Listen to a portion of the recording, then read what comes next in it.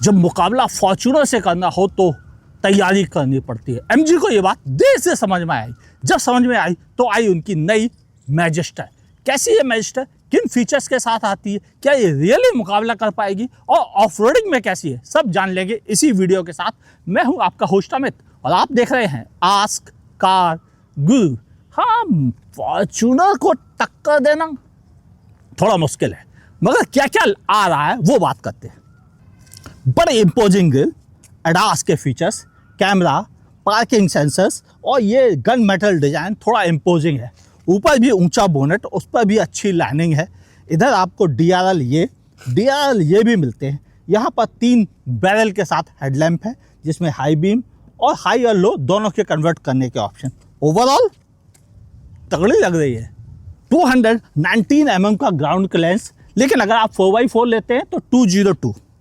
19 inch के alloy wheels, all train tyre के साथ, बड़ी क्लैडिंग, सब कुछ बेहतर है। यहाँ पर एक प्रोजेक्टर है, कैमरा मौजूद है, इंडिकेटर मौजूद है, यहाँ रिक्वेस्ट सेंसर, काफ़ी ऊंची तगड़ी सी गाड़ी, ऊपर रूफ रेल और पैनोरामिक सनरूफ।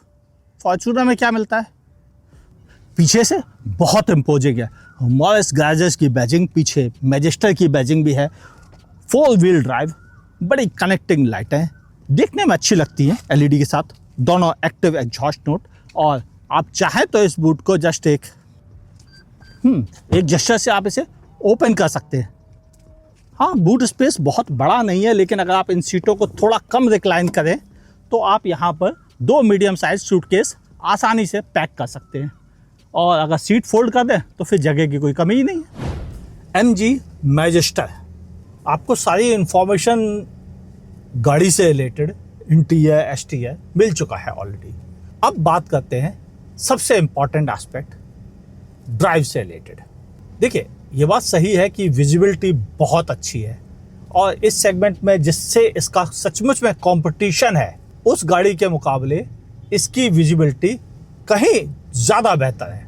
दूसरा, सीट कंफर्ट बहुत अच्छा है। वेंटिलेशन का ऑप्शन उपलब्ध है। इन सीटों में बहुत सारे और भी फंक्शंस उपलब्ध है, चाहे लंबा सपोर्ट हो, सब कुछ हो, और दोनों ही सीटें इलेक्ट्रिकली कंट्रोल्ड है। यानी सीटों को लेकर किसी तरह की कोई प्रॉब्लम नहीं है। अब इम्पॉर्टेंट बात अगर मैं करूं आपसे, तो फीचर्स लिस्ट इसकी सबसे लंबी है। टच स्क्रीन इंफोटेनमेंट सिस्टम, बड़ा digital instrument cluster, climate control, वो भी डुअल जोन आगे और सिंगल जोन पीछे। इनके अलावा यहाँ भी नीचे स्टोरेज मौजूद है। ऊपर भी 2 वायरलेस चार्जर मौजूद हैं। Android auto, Apple car play भी मौजूद है। एडास लेवल 2 के सारे फीचर्स मौजूद हैं। और सेफ्टी में तो कहना ही क्या। अब अगर हम राइड क्वालिटी की बात करें, राइड क्वालिटी अच्छी है। आपको छोटे छोटे से खड्डे हल्का सा फील कराते हैं कि आप उनके ऊपर से निकल रहे हैं, और वो ज़रूरी भी है कि आपको एहसास बना रहे हैं। अब अगर हम बात करें इसकी हैंडलिंग की, हैंडलिंग अच्छी है, क्योंकि गाड़ी अपने कॉम्पिटिटर से ज़्यादा ऊंची है, लंबी है, चौड़ी है, और जिसकी वजह से हैंडलिंग में दिक्कत आनी चाहिए, लेकिन एक्चुअली में नहीं है। यानी मैं हैंडलिंग को अच्छे मार्क्स दूंगा इसके। अगर राइड क्वालिटी को देता हूँ 8, तो हैंडलिंग को दूंगा 8.5 मार्क्स। बस अब इस बड़ी डील डॉल की वजह से जो प्रॉब्लम है वो है सिटी के हैवी ट्रैफिक में, जहाँ बड़ी छोटी छोटी सी गाड़ियाँ चलती हैं, और वो गाड़ियाँ के 2 गाड़ियों के बीच में जो जगह होती है वो छोटी गाड़ी के लिए ही होती है, बड़ी गाड़ियों के लिए नहीं होती है। और ये गाड़ी रियली काफ़ी ज़्यादा बड़ी है, और उसमें निकलते समय अक्सर आपको रुकना पड़ जाता है, क्योंकि लोग सिर्फ छोटी आल्टो या उन जैसी गाड़ियों के लिए, क्रेटा जैसी गाड़ियों के लिए जगह छोड़ती हैं, और ये जबकि बड़े डील डॉल की है तो निकालने में दिक्कत आती है। सबसे बड़ा माइनस पॉइंट सिटी में ड्राइव करके दिल्ली NCR में ये महसूस हुआ कि हाँ भाई, इसको थोड़ी जगह तो ज़्यादा चाहिए, ख़ास तौर से हैवी ट्रैफिक में। वैसे कोई दिक्कत नहीं, आपको यूटर्न लेना है, इनमें कोई समस्या नहीं, बैक करना है, कोई दिक्कत नहीं। लेकिन केवल आपको जब 4-4, 5-5 लेन बिल्कुल चिपक के चलती हैं, तब आपको दिक्कत होगी। अब बात करें इसके स्टीयरिंग फीडबैक की, अच्छा है, मैं इसे दूंगा 8.5 मार्क्स। अच्छी चीज़ें तो सब हो गई। अब कुछ कड़वी कड़वी बातें कर लें, तो सबसे बड़ी इम्पॉर्टेंट कड़वी बात स्टार्ट होती है इसके इंजन के साथ। पावर हाउस की बात की जाए तो cylinder twin turbo power house मिलता है आपको, जो पावर देता है 215 PS की और 478 Nm का टॉर्क, यानी ऐसा टॉर्क जिसके दम पर आप इस गाड़ी को कहीं भी ले आ सकते हैं। जहां कॉम्पिटिटर आपको 2.8 ऐसे साइज का इंजन देता है, वहां ये केवल 2 लीटर इंजन के साथ आती है, मगर ये ट्विन टर्बो है। अब जब डबल टर्बो हो तो पावर भी डबल, और शायद इसीलिए इसका आपको पावर फिगर अच्छा मिलता है, आपको उससे कंप्लेन नहीं है। मगर ये भी सच बात है, जब ट्विन टर्बो प्रॉपर काम करते हैं, आप तेज एक्सेलरेट करते हैं तो नॉइज़ भी काफ़ी इंक्रीज हो जाती है, और ये बहुत नॉर्मल भी है। उसका रीज़न बता रहा हूँ आपको, क्योंकि जैसे ही आप हार्ड एक्सेलरेट करते हैं, इंजन को समझ में आता है कि आपको ज़्यादा पावर की ज़रूरत है और वो वोकल हो जाता है। हालांकि गाड़ी के भीतर बहुत ज़्यादा नॉइज़ नहीं आती है, लेकिन फिर भी होता है तो बताना बनता है। वही सबसे पहले थोड़ा रिक्लाइनिंग और सही करता हूँ। हाँ, अब ठीक है, लेकिन अभी भी अंडर थाई सपोर्ट बहुत अच्छा नहीं है। लेकिन आप यहाँ ऐसे बैठ के जर्नी कर सकते हो आराम से 300-400 किलोमीटर, आपको तकलीफ नहीं होगी। मैं 5 फुट 10 इंच का हूँ, हेडरूम में कोई शिकायत नहीं, और अगर मैं इसे ऊपर खींचता भी हो तो भी मुझे कोई शिकायत नहीं। हाँ, अगर मैं सीधा भी कर लूँ तो भी कोई ऐसी दिक्कत नहीं, बहुत जगह है। नी रूम ठीक है, उसको लेकर दिक्कत नहीं। हाँ, थोड़ा लेग रूम नहीं है और वो बड़ी समस्या है। दूसरा ये अंडर थाई सपोर्ट, ये थोड़ा और बेटर हो सकता था। बाकी फीचर्स वगैरह सब है, मैं बता क्यों रहा हूँ आपको इतना सब, फॉर्च्यूनर से ज़्यादा जगह है। मगर ये भी बात सही है कि मैं इस कार के इंटीरियर को डिटेल में आपके साथ शेयर कर चुका हूँ।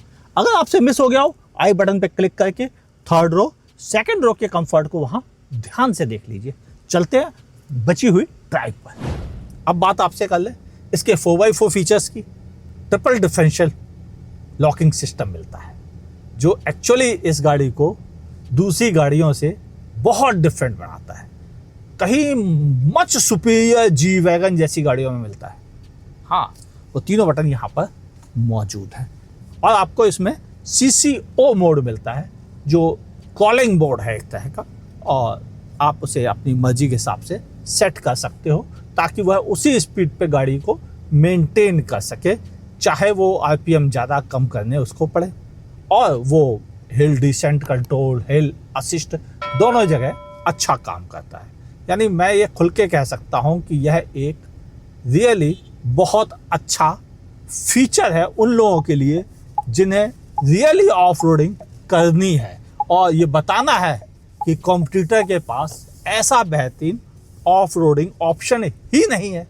मुझे इसके कोई इकोनॉमी, स्पोर्ट और इन सब मोड में मज़ा नहीं। उसका रीज़न भी है कि जब आप इतनी बड़ी गाड़ी लेते हो तो आप इतना इकोनॉमी पर फोकस नहीं करते हो, और वो फोकस ना करने या करने के बाद भी कोई बड़ी सेविंग नहीं होती है, तो आपका मोड वहाँ पे उतना यूज़फुल नहीं होता है। हाँ, ये बात सही है कि इसमें कई ट्रैक्शन मोड जरूर है जो आपको ऑफ रोडिंग में डेफिनेटली हेल्प करेंगे। यानी मैं सीधे सच्चे शब्दों में कहूँ तो आपको बहुत फ़ायदा होगा इन मोड के साथ कि आप स्नो, मड, स्लज इन जगहों पे आसानी से इसे निकाल पाएंगे। अच्छा है आपके लिए। बात अब एवरेज से कर ली जाए। देखो, ये गाड़ी एवरेज की बात करने के लिए तो है ही नहीं, फिर भी आपको बता देता हूँ। सिटी में डीजल में आपको यह गाड़ी देगी 8-9 का एवरेज, इससे ऊपर मुश्किल है।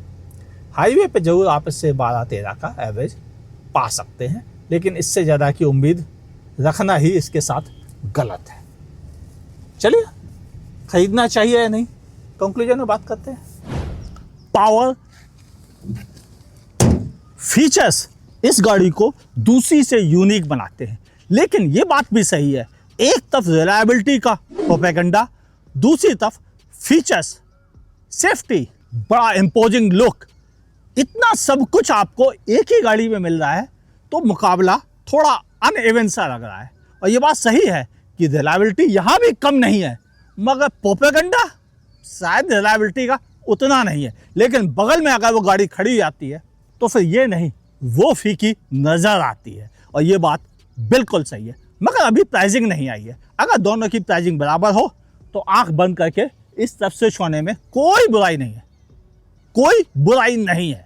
आपका क्या कहना है लिखिएगा नीचे कमेंट सेक्शन में। वीडियो पसंद आए लाइक कीजिएगा, नहीं पसंद आए डिसलाइक करने में संकोच मत कीजिएगा। फेसबुक पे देख रहे हैं लाइक फॉलो कीजिए, यूट्यूब पे देख रहे हैं सब्सक्राइब कीजिए और नोटिफिकेशन ऑन कीजिए। देखते रहिए आस्क कार गुरु को।